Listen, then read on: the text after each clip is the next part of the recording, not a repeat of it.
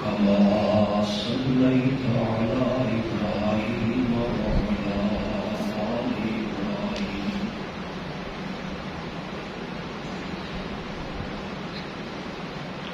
إنك حميد مجيد.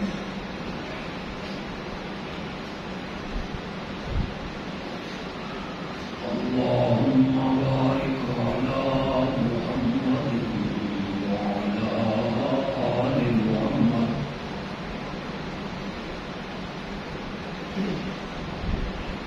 كما باركت على إبراهيم وعلى آل إبراهيم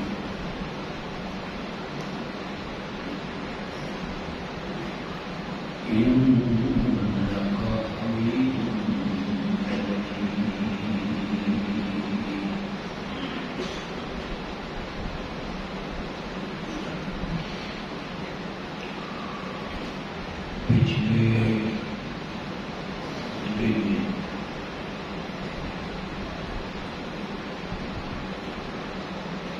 اس عنوان سے ہوئی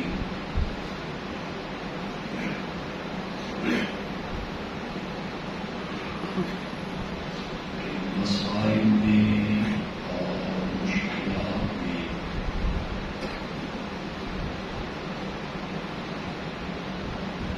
اور اپنی حاجات میں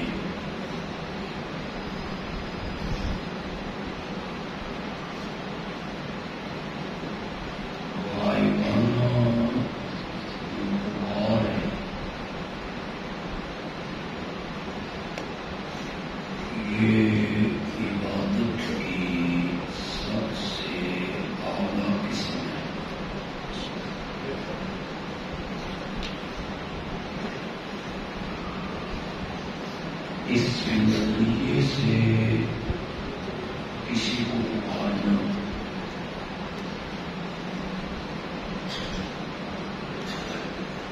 اور اس عقیدے سے کسی سے مدد طلب کرنا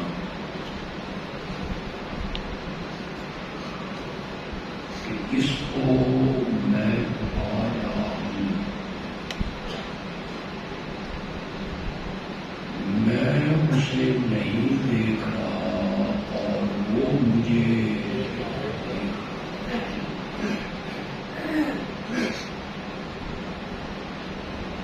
اور بغیر کسی مسائل کے، اسباب کے، مشینری کے وہ میری پکار کو سنتا ہے. یہ پکار کیا کہلائے گی؟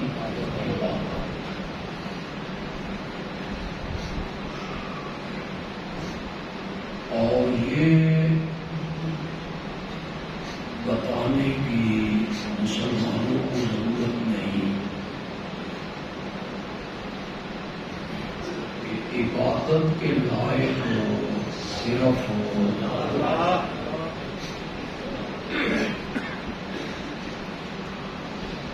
کلمہ طیبہ میں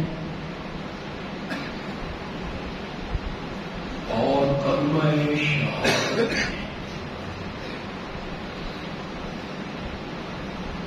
ہم نے اپنے اللہ سے یہ وعدہ کر رکھا ہے، اشہد ان لا الہ الا اللہ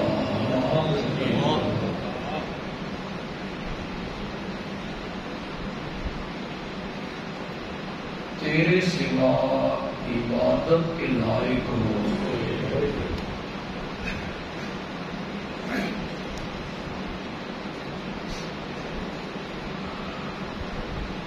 اس پر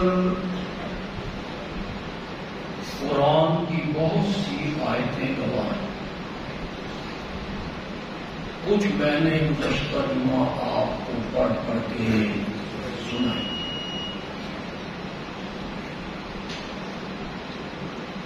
میرے آقا کی حدیثیں بھی ہیں، وہ بھی میں نے آپ کو سنا.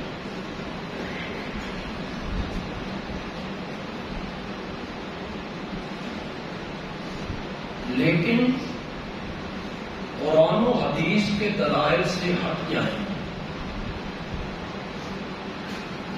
اور عقل و فہم کے معیار پہ بولیں، تب بھی حاجات میں بلانا، پکارنا، مدد مانگنا یہ اللہ ہی کے لیے ہونا چاہیے، اس لیے کہ ساری بولیوں کو بند۔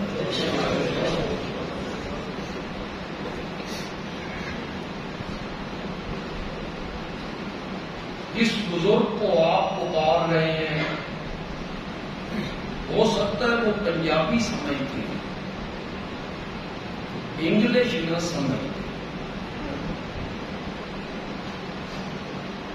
اور جس دوسرے بزرگ کو آپ آواز لگا رہے ہیں ہو سکتا ہے وہ پشتو، وہ پنجابی اردو نہ سمجھتے۔ عقل کے معیار پہ تولو کہ حضرت شیخ عبد القادر جیلانی رحمۃ اللہ علیہ وہ پنجابی تھے، ان کی زبان کیا تھی؟ انہیں جب ایک پنجاب کا آدمی آواز لگا رہا ہے، انہیں پکار رہا ہے، اپنی حاجتیں پیش کر رہا ہے کہ میں تیرے دربار پہ آیا ہوں، حاجت لے کے آیا ہوں، اسے کون سمجھائے کہ حضرت شیخ عبد القادر جیلانی رحمۃ اللہ علیہ کو تیری زبان سمجھ؟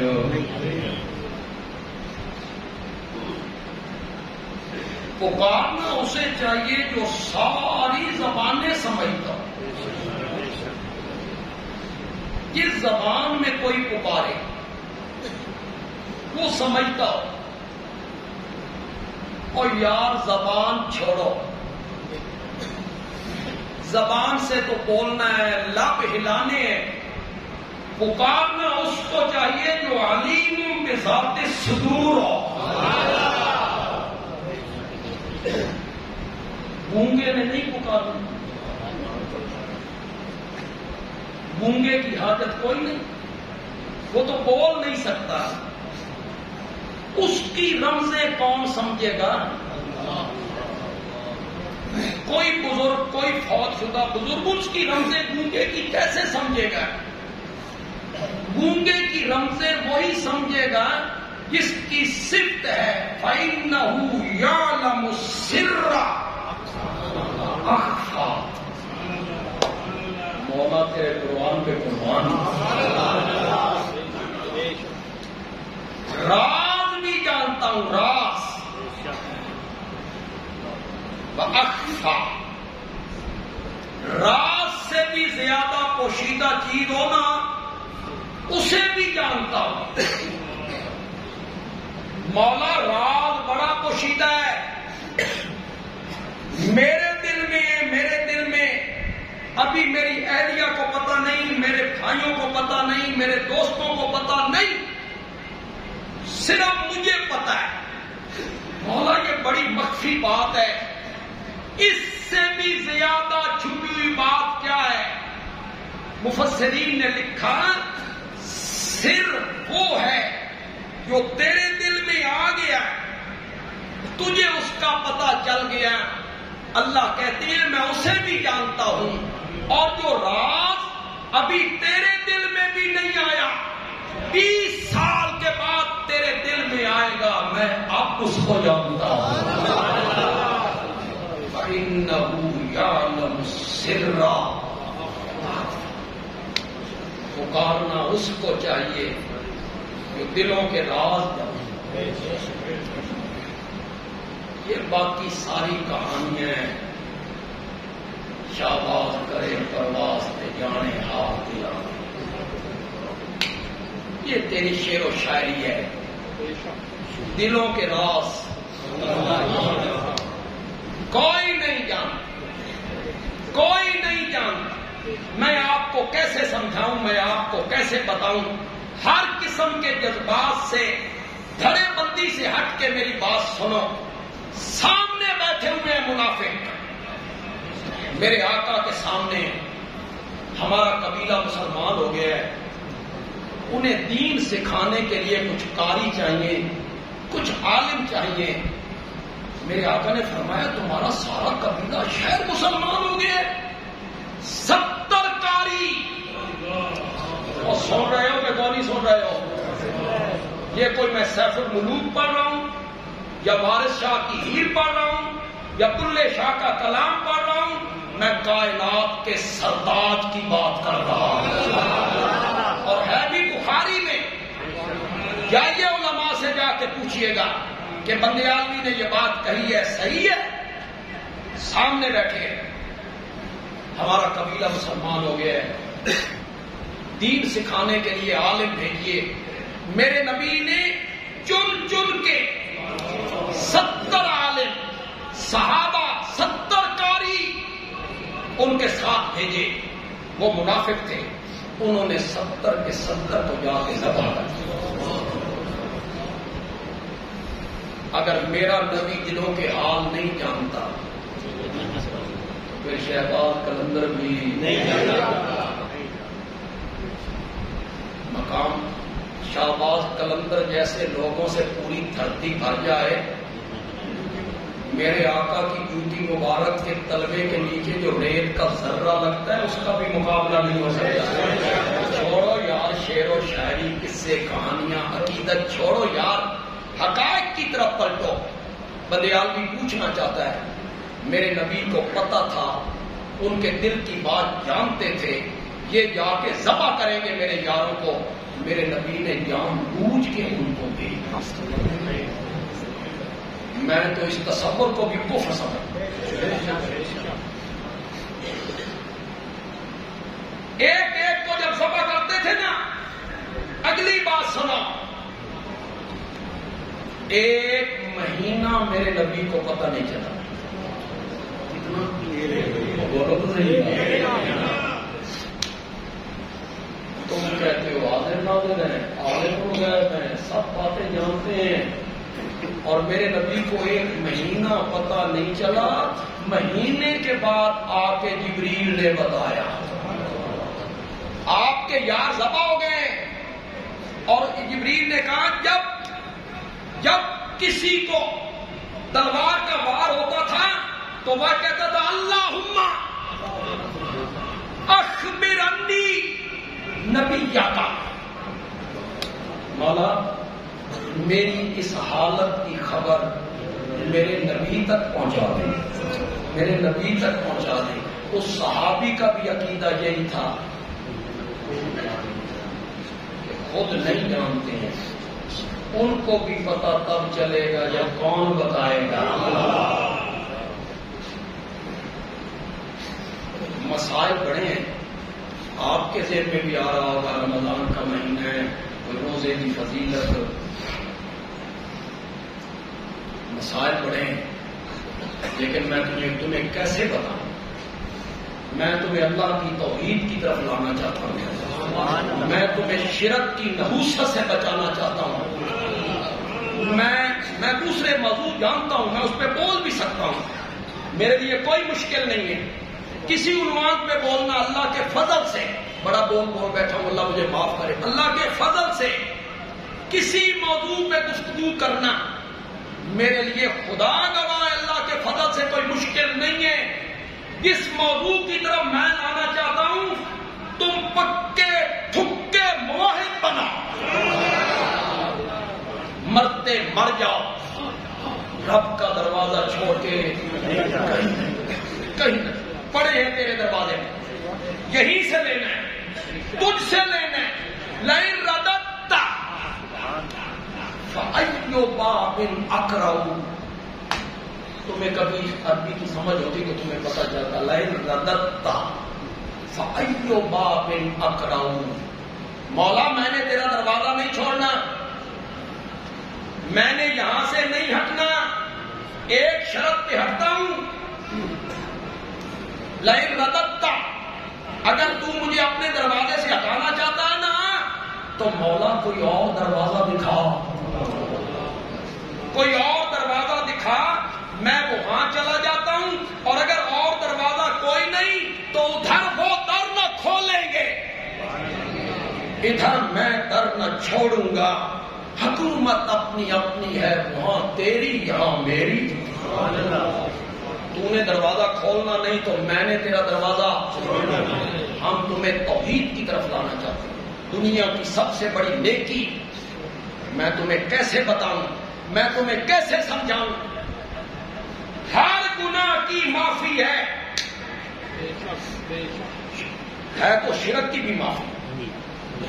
اس دنیا میں توبہ کر لے ٹھیک ہے، لیکن اگر توبہ کیے بغیر مر گئے نا تو ہر گناہگار جو توبہ کیے بغیر مر گیا، توبہ نہیں کی مر گیا، اس کی بخشش کی صورت ہے رب کی رحمت جوش میں آ جائے۔ میرا آقا شفاعت کے لیے لب کھولے ہے، شرک کی معافی کی کوئی صورت نہیں ہے، کوئی صورت نہیں ہے۔ اٹھاؤ سورت نساء پڑھو، 2 جگہوں پہ اللہ نے کہا ہے ان اللہ لا یغفر، لا یغفر کا معنی ان یشرک بہ، اس کے ساتھ کیا کیا جائے؟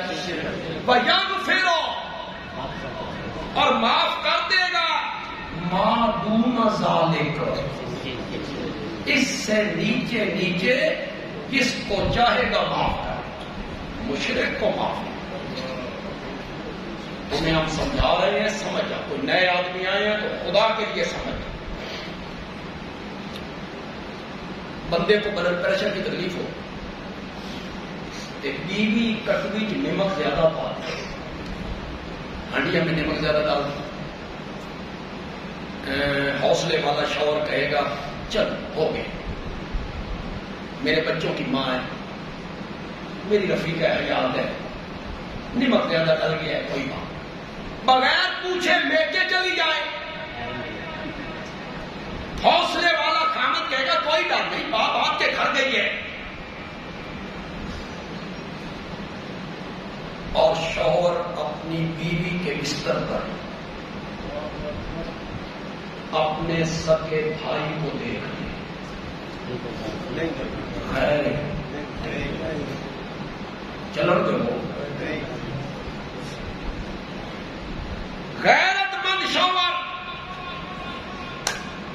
بیوی کی عزت میں سگے بھائی کی شراکت برداشت نہیں کرتا۔ اللہ کہتے ہیں نماز نہیں پڑھی، روزہ نہیں رکھا، کوئی گناہ کر لیا، بغیر توبہ کے مر گیا، میری رحمت جوش میں آ گئی، معاف کر دوں گا۔ شرک گناہ نہیں ہے، بغاوت ہے۔ یہ کیا ہے؟ بغاوت ہے۔ جس طرح تو بیوی کی عزت میں، میرا جملہ، اس جملے پہ میں بولنا چاہوں تو کتنی دیر تک بول سکتا ہوں، لیکن جملہ بڑا میں قیمتی بول رہا ہوں۔ تو اپنی بیوی کی عزت میں سگے بھائی کی شرکت برداشت نہیں کرتا، میں بھی اپنی صفتوں میں اپنے پیاروں کو شریک نہیں کرتا۔ یہ جب لوگ کہتے ہیں وہ اپنے ہی نے، کہتے ہیں وہ کوئی غیر نہیں، اپنے ہی نے، اور بھائی کون ہے؟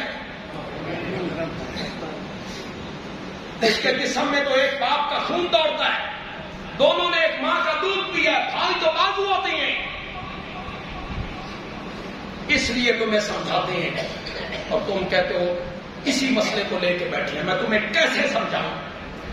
ترمذی کی حدیث سناؤں، گناہوں پہ دلیر نہیں ہونا، جو دلیر ہو جائے نا یہ حدیث سن کے، اس سے بڑا بے غیرت بھی کوئی۔ میں نے جملہ بڑا سخت بول دیا، اس حدیث کو سن کے گناہ کرنے لگ جائے یہ بے غیرتی ہو۔ سنانے لگا، لیکن اس شرط پہ سنانے لگا ہوں، سن کے گناہوں پہ دلیر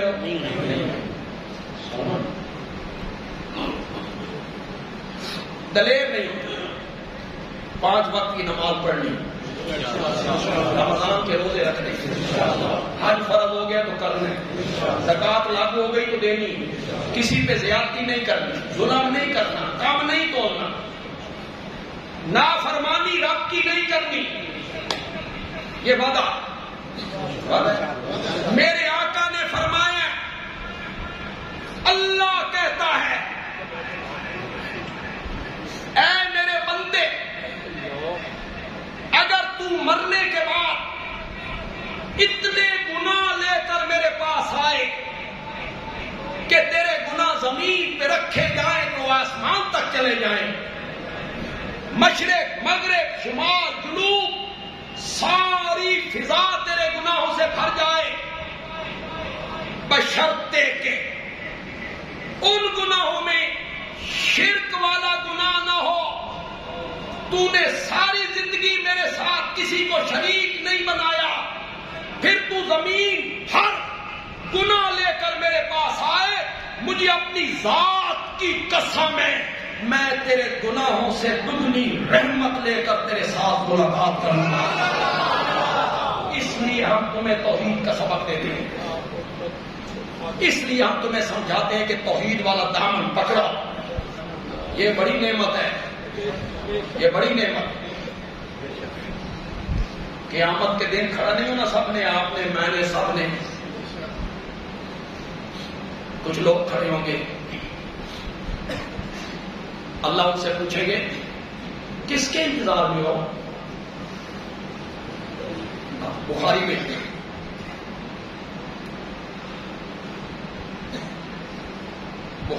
کتاب التفسیر میں لے کے آئے بخاری،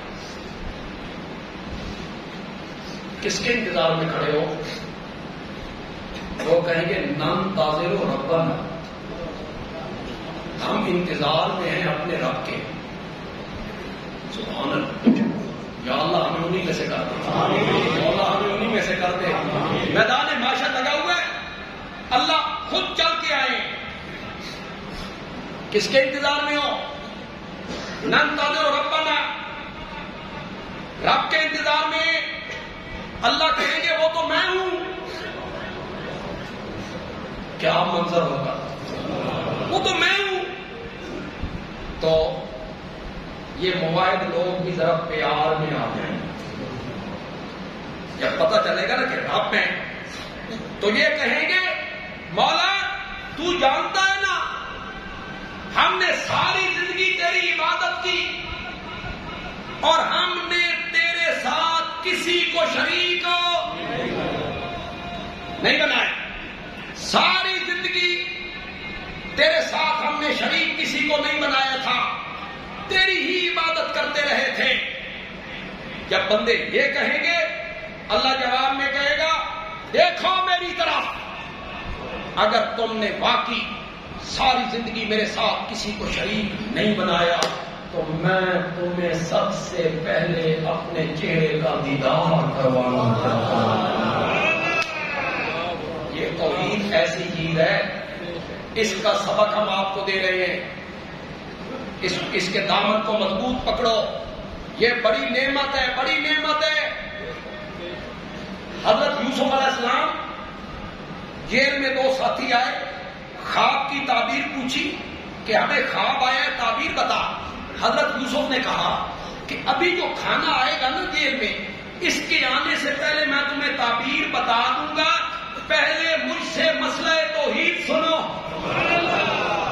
موقع ملا جیل میں، دو قیدی آئے، کیوں بھائی؟ توحید سننے آئے تھے؟ نہیں، بات سننے آئے تھے۔ کیوں آئے تھے؟ حضرت یوسف نے کیا سنانے شروع کی؟ خواب کی تعبیر۔ آج پہلی مرتبہ اپنا تعارف کروایا، میں کون ہوں؟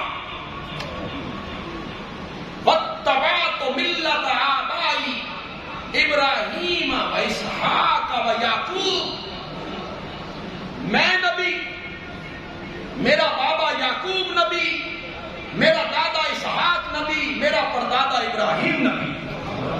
اب حضرت ابراہیم کوئی معمولی آدمی تھے، دنیا نہیں جانتی تھی ان کو۔ آج اپنا تعارف کروایا، میں کون؟ میری بات آپ نے غور سے سنی۔ کنویں سے قافلے والوں نے نکالا، یا بشرا ہاذا غلام، خوشخبری ہو بھائی، غلام ہاتھ آیا ہے، مصر جا کے بیچیں گے، پیسے کمائیں گے۔ اس دن نہیں بتایا میں کون ہوں۔ کس کو غلام بنا رہے ہو بھائی؟ میں حضرت یعقوب کا بیٹا ہوں؟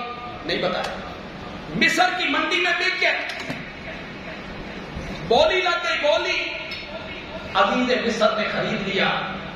اس دن نہیں بتایا کس کو خرید رہے ہو بھائی, میرا پردادا ابراہیم ہے. پھر زلیخا نے جال ڈالا, پھر زلیخا کی سہیلیاں اس سازش میں شامل ہوئی, پھر ہتھکڑیاں لگیں, نہیں بتایا میں کون ہوں, کس کو ہتھکڑیاں لگا رہے ہو. کنویں سے نکالا, نہیں بتایا. مصر کے بازار میں بکے, نہیں بتایا. ہتھکڑیاں لگی, نہیں بتایا. آج رب کی توحید سنانے کا وقت آیا. آج پہلی مرتبہ بتایا کہ میں کون ہوں. کیوں؟ متکلم اتنا اونچا ہوتا ہے, اس کے کلام میں کیا ہوتا ہے, ہماتر بندہ گل کرے تو سنتا ہی کوئی نہیں. اگر متکلم اعلیٰ ہو اس کی بات غور سے. جب بتایا نا کہ میرا دادا کون ہے, میرا بابا کون ہے, میرا پردادا کون ہے, تو پھر ساتھ کہا ما کان لنا ان نشرکا. یہ نشرکا کوئی تو سمجھ آ رہی, کچھ سمجھ آ رہی. ما کان ما یجوز, جاؤ سورت یوسف گھروں میں جا کے پڑھیے. ما کانا ما یجوزو ما ینبغی, سن لائق نہیں, ہمیں مناسب نہیں, سن جائز نہیں, سن نے گل ٹھکدی نہیں. ان نشرکا, ہم کیا کریں, بولو بولو بولو, ہمیں مناسب نہیں ان نشرکا باللہ, کہ ہم شریک بنائیں اللہ کے ساتھ من شیئن, کسی فرشتے کو, نبی کو, پیر کو, سورج کو, چاند کو, ستارے کو, پانی کو, آگ کو, کسی بھی چیز کو ہم شریک بنائیں. رب نے جو ہمارے موبائل دوست ہیں ان کی سبحان اللہ بتائے گی کہ انہوں نے لذت آئی ہے, دوسرے بندے شاید اتنی جلدی نہ سمجھ سکیں. ہم شرک نہیں کرتے. حضرت یوسف کیا کہہ رہے ہیں, رب نے ہمیں شرک سے بچایا ہے, رب نے ہمیں شرک سے ہٹایا ہے. یہ شرک سے بچ جانا ذالک من فضل اللہ, ذالک من فضل اللہ.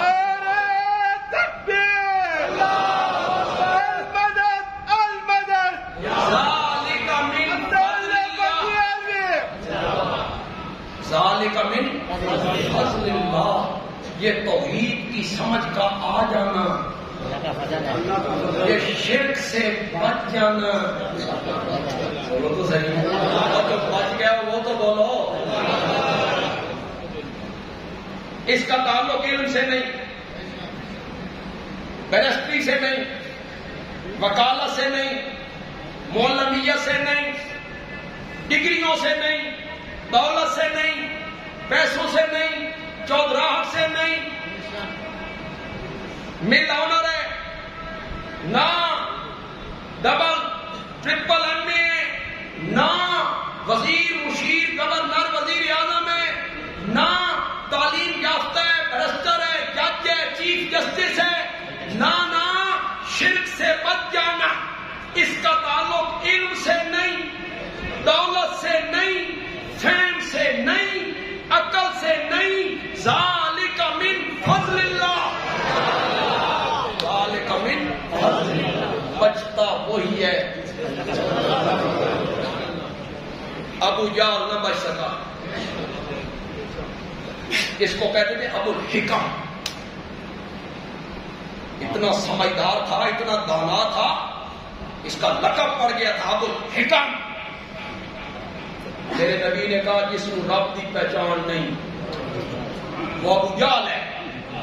میرے نبی نے اس کا کیا نام رکھا, ابو جہل. نہیں سمجھ آئی, چودراہٹ بھی ہے, فہم بھی ہے, عقل بھی ہے, دانائی بھی ہے. سمجھ آئی بکریاں چرانے والے عبداللہ ابن مسعود کو, سے آ گئی اور سمجھ آ گئی حبشے کے بلال کو. ذالک من جو آپ میں سے توحید پر کاربند لوگ شرک سے بیزار ہے، نفرت ہے، مرتے مر جائیں گے، رب کا دروازہ چھوڑ کے نہیں جائیں گے.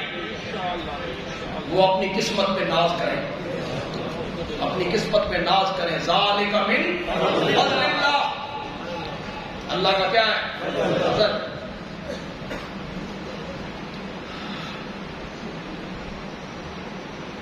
ساری بولیاں جانتا ہے، ساری بولیاں جانتا ہے. پکارنا اس کو چاہیے جو ساری بولیاں جانتا ہے. اور بولیاں چھوڑو یار، یہیں سے چلے تھے نا دوسری طرف. علیم بذات الصدور ہے، دلوں کی دھڑکنیں، دلوں کے راز جانتا ہے. گونگے کو حاجت پیش آئے تو گونگے کے دلوں کے رازوں کو بھی جانتا ہے. پکارنا اس کو چاہیے جو دلوں کے راز جانتا ہو. پکارنا اس کو چاہیے وہ جو ہے، پکارنا اس کو چاہیے کہ نیند تو نیند رہ گئی، اسے اونگ بھی کبھی نہیں آئی. پکارنا اس کو چاہیے. لا تأخذہ، سارے پڑھوا کر کرسی تو سب کو یاد ہے. لا تأخذہ سنۃ ولا نوم، نیند تو نیند رہ گئی، اونگ بھی کبھی نہیں آئی. بندہ پریشان ہوا، رات کا وقت ہے، 2 بجے کا ٹائم ہے. اس نے کہا اماں، ماں جی خراٹے لے رہی ہیں. اس نے کہا بیٹا خراٹے لے رہے ہیں. بیوی کو آواز لگائی، بھائی بہنیں سب سو گئے. جو سو جائے وہ سنتا نہیں، باہر کا اسے پتہ نہیں ہوتا. اس نے کہا میرے مولا. اللہ نے فرمایا لبیک یا عبدی لا تأخذہ. پکارنا اس کو چاہیے کہ نیند تو نیند رہ گئی، اسے اونگ بھی کر دی. اور جو سو جائے وہ دنیا کے حالات سے کیا ہو جاتا ہے بے خبر. میں تو بڑی آسان سے دلائل دینے کا آدمی ہوں. سچی سچی بات کرو. بزرگ ہوں، پیر صاحب ہوں، مرشد ہوں، ایک مرید کے گھر آئے ہوں، مرید نے کھانا کھلایا ہو، مشروبات پیش کیے ہوں، پیر صاحب سو گئے ہوں، پیر صاحب خراٹے لے رہے ہیں، سو گئے. ایک مرید بھاگتا بھاگتا آیا اور پیر صاحب کے قریب آ کے کہنے لگا مرشد میرا پتر بیمار ہے، اس واسطے دعا کر دو. کس کو کہنا؟ کون سے پیر؟ میرا بیٹا بیمار ہے، مرشد دعا کر دو. جو قریب میں دوسرے مرید بیٹھے ہوں گے وہ کیا کریں؟ وہ کہے گا پاگل، مرشد سوئے ہوئے،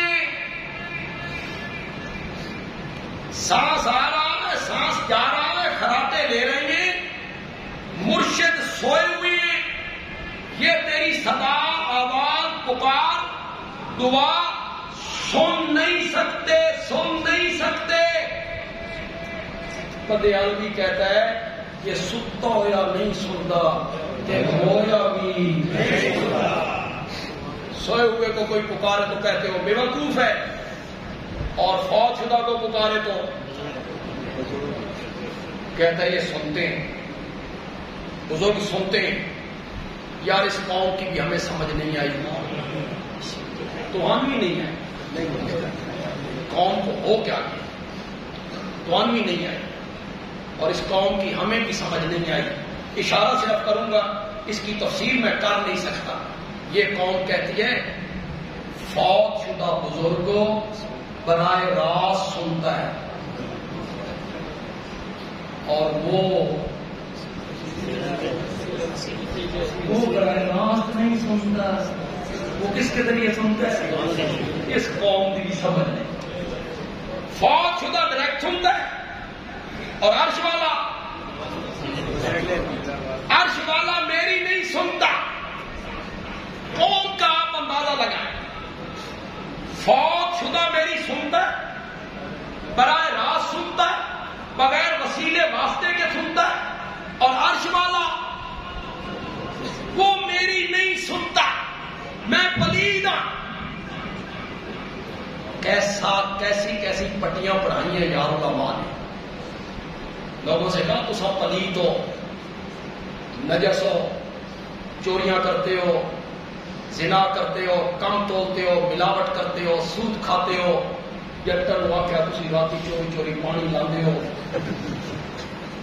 بننے ہتھاں توڑ دے ہو، تسا گناہگار ہو، تمہاری نہیں سنتا۔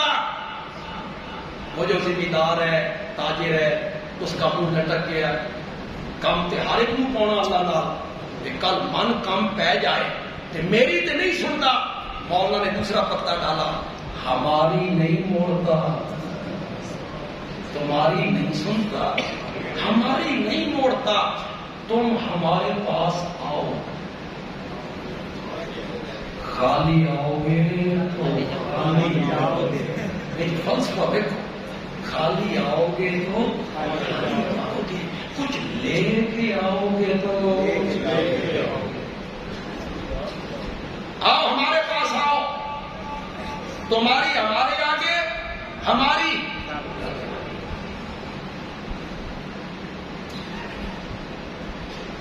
اب یہ جٹ ہے، ذمہ دار ہے، گندم ہوئی،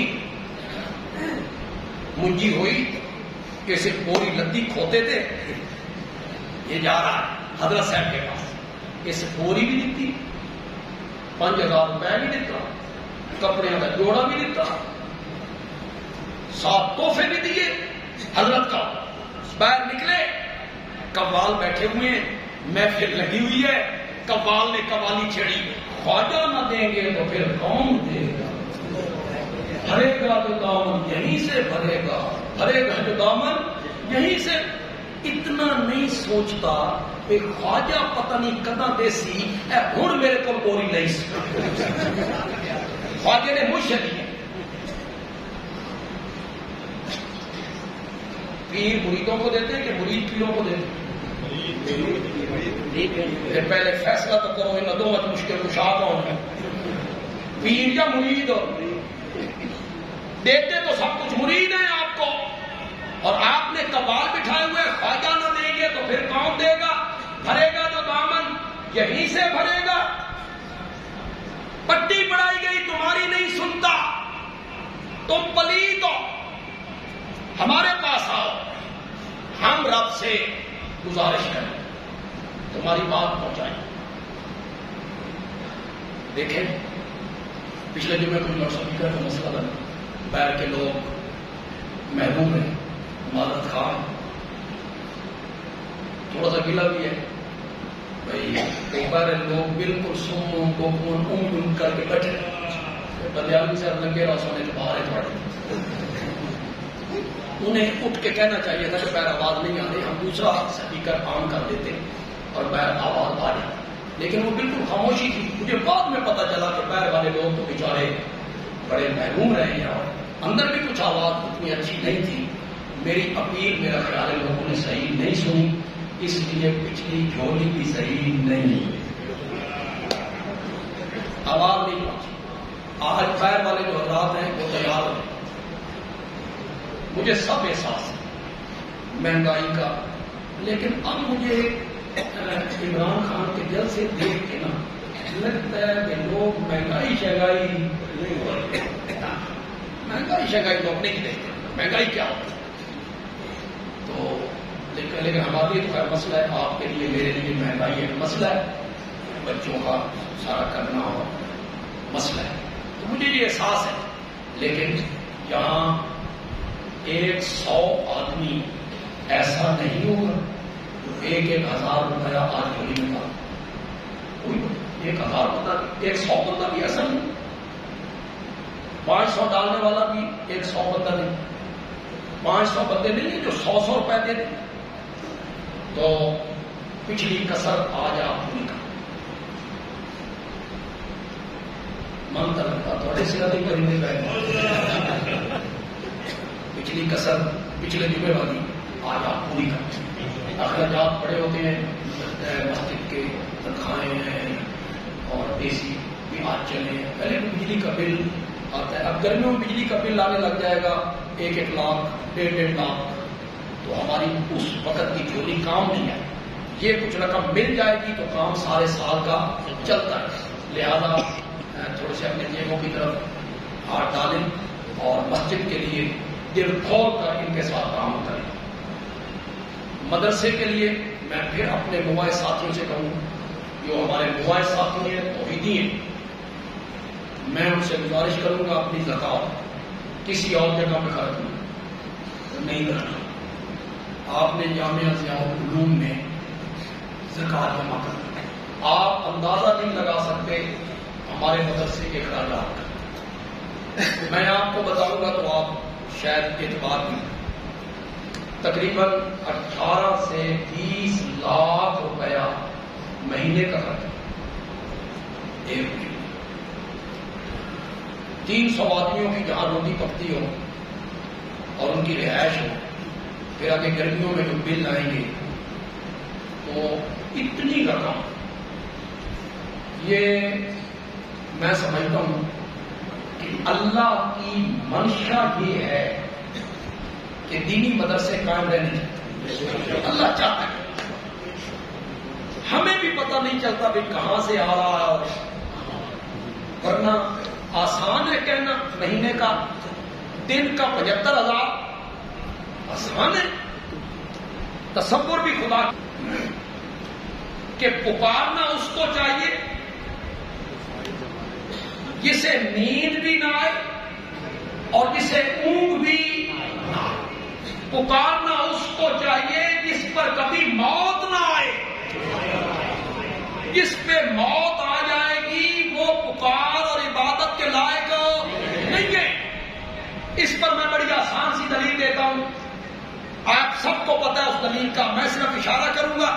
آپ کہیں گے یہ تو ہم پڑھتے رہتے ہیں. آیت الکرسی شروع کرو.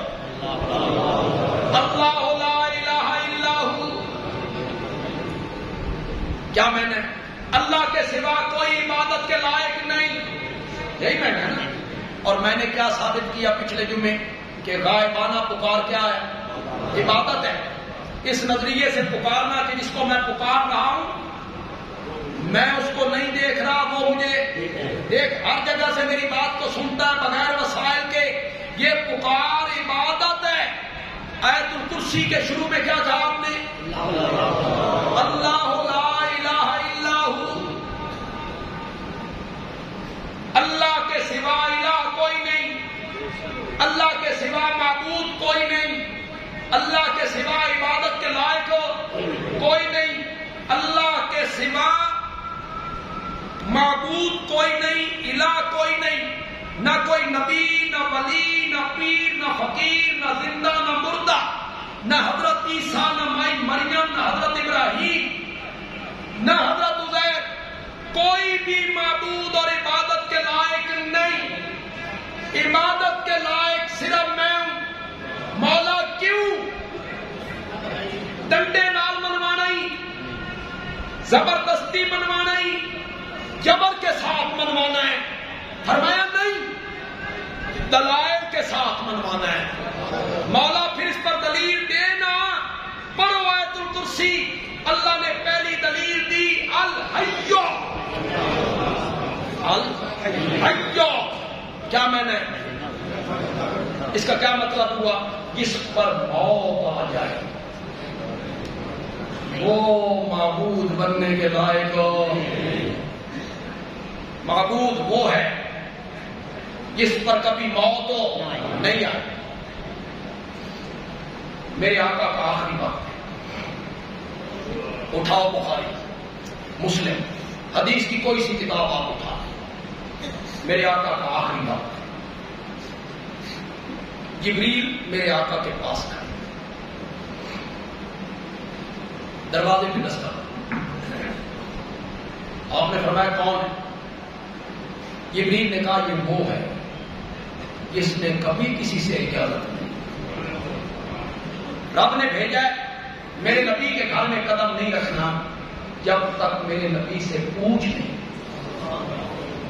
یہ نبیوں کی خصوصیت. جبریل کہتا ہے یا رسول اللہ بلا لوں.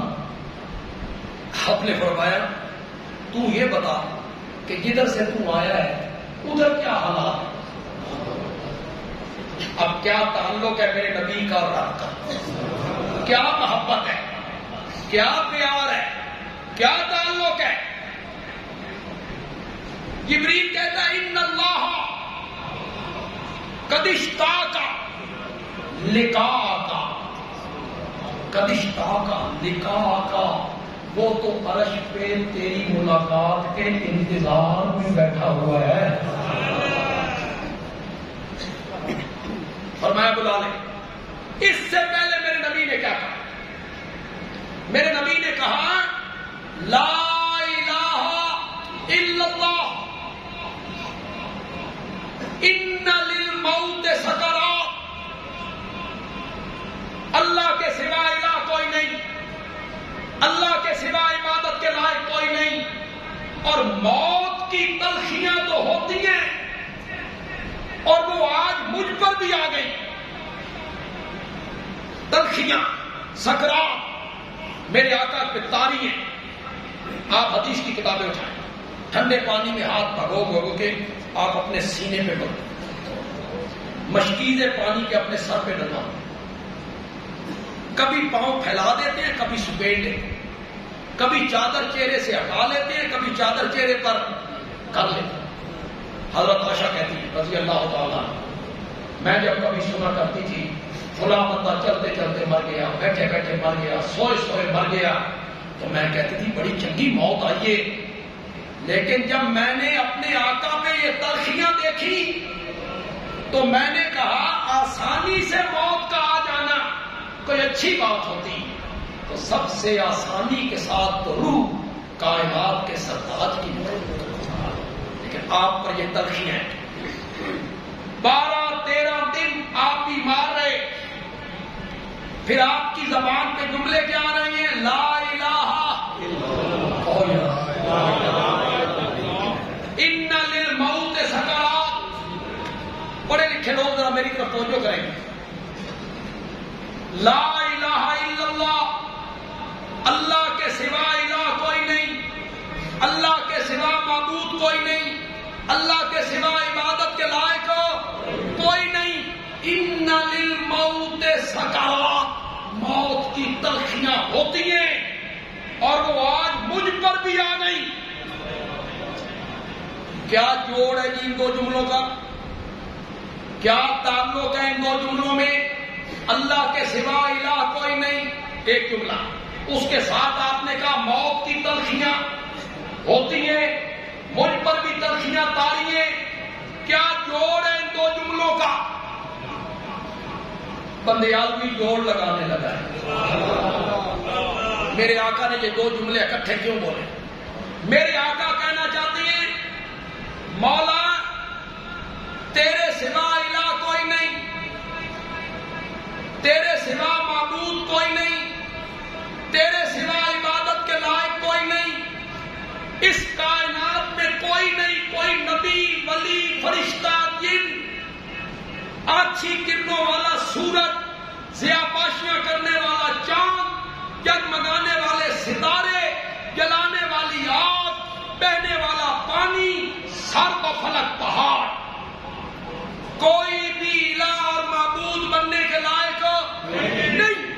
مولا اگر کوئی الہ بننے کے لائق ہوتا، اگر کوئی معبود ہوتا تو پھر میں ہوتا نا. اگر کوئی الہ بننے کے لائق ہوتا مخلوق میں تو میں ہوتا نا. اس لیے کہ میں صرف نبی نہیں ہوں، سارے نبیوں کا امام ہوں. میں ہوتا نا، میں صرف نبی نہیں ہوں، سارے نبیوں کا خاتم ہوں، خاتم النبیین ہوں. امام الانبیاء ہوں، شفیع المذنبین ہوں، رحمت للعالمین ہوں، صاحب قرآن ہوں، صاحب معراج ہوں، حوض کوثر کا ساقی ہوں، لواء الحمد کا حامل ہوں، اور کل قیامت میں مقام محمود کا دولہا بن کے اٹھوں گا۔ حوض کوثر کا ساقی میں نے ہونا ہے، مقام محمود کا دولہا میں نے ہونا ہے۔ جنت کا دروازہ سب سے پہلے میں نے کھٹکھٹانا ہے، میں نے کھٹکھٹانا ہے۔ مولا ساری کائنات سے اعلیٰ میں ہوں، ساری کائنات سے افضل میں ہوں، ساری کائنات سے برتر میں ہوں، نوریوں ناریوں خاتمیوں ازلیوں ابدیوں کا امام میں ہوں۔ مولا سب سے اونچا درجہ میرا، سب سے عظمت والا میں، رفعت والا میں، عزت والا میں۔ مولا اگر کسی نے الہ بننا ہوتا تو میں ہوتا نا، مولا پھر معبود میں ہوتا نا، اس لیے کہ ساری کائنات سے اعلیٰ میں ہوں۔ مولا پھر معبود میں ہوتا نا، تو نے قرآن میں میری زندگی کی قسم اٹھائی ہے، لعمروں کا، تیری زندگی کی قسم ہے۔ میری زندگی اتنی پاکیزہ ہے کہ تو نے میری زندگی کی قسم اٹھائی ہے، پھر میرے بولوں کی قسم اٹھائی ہے۔ وکیلی یا رب، وکیلی یا رب، میرے پیغمبر جب تو ان ہونٹوں سے میری توحید کا اعلان کرتا ہے، لوگ گالیاں بکتے ہیں، فتوے لگاتے ہیں، پھپتیاں کستے ہیں، گلے میں رسیاں ڈالتے ہیں، قدموں میں پتھر بچھاتے ہیں، مولا میں تیرے لبوں کی قسم اٹھاتا ہوں۔ مولا تو نے کہا تھا وکیل ہی یا رب، تو نے میری زندگی کی قسم کھائی، جس شہر میں نے قدم ٹکائے تو نے اس شہر کی قسم کھائی، اس شہر کی قسم کھائی۔ مولا سب سے اعلیٰ میں ہوں، سب سے افضل میں ہوں، سب سے برتر میں ہوں۔ انا سید ولد آدم بلا فخر، قیامت کے دن اولاد آدم کا سردار میں ہوں گا اور مجھے اس پر کوئی فخر نہیں ہے۔ لواء الحمد کا حامل میں ہوں گا، اس پر مجھے کوئی فخر نہیں ہے۔ وانا اول یوم القیامت شافع اول مشفع، مولا قیامت کے دن سب سے پہلے شفاعت کے لیے میں لب کھولوں گا اور سب سے پہلے میری شفاعت قبول کی جائے گی۔ کوئی نہیں بول سکے گا، پھر تو مجھے اجازت دے گا، میں شفاعت کے لیے لب کھولوں گا۔ دنیا میں بھی میں سب سے اعلیٰ، میدان معاشر میں بھی سب سے اعلیٰ، اور پھر جنت میں بھی سب سے اعلیٰ۔